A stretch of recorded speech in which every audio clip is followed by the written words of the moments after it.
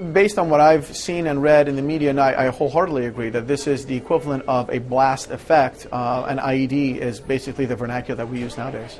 Bleeding must stop. If bleeding doesn't stop, the patient will die within minutes.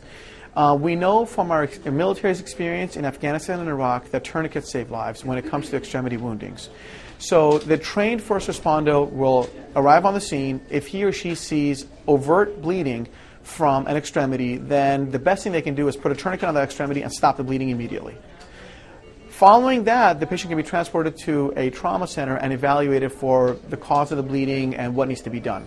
In terms of traumatic amputations, patients who have had a limb quite literally blown off, those wounds are extremely contaminated by definition. So they're not the amputee that one thinks of traditionally, where the patient's taken to the operating room, a limb is amputated, and the wound is closed.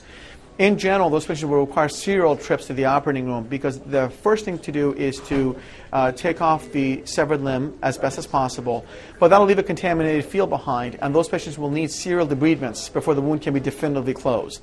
So when the surgeon's trying to determine all these things, he or she will look at the amount of soft tissue loss, how much muscle mass is missing, how much skin is missing, the nerve injury involved, can the patient move their extremity, can they feel their extremity, the vascular injury involved, is there blood flow to that extremity, and how much resources have to be expended to reconstruct this whole thing, and will the patient, him or herself, be able to withstand all of these interventions? Or is it better overall for the patient to have that limb amputated and replaced with a prosthesis? A very difficult decision for both the patient and the surgeon.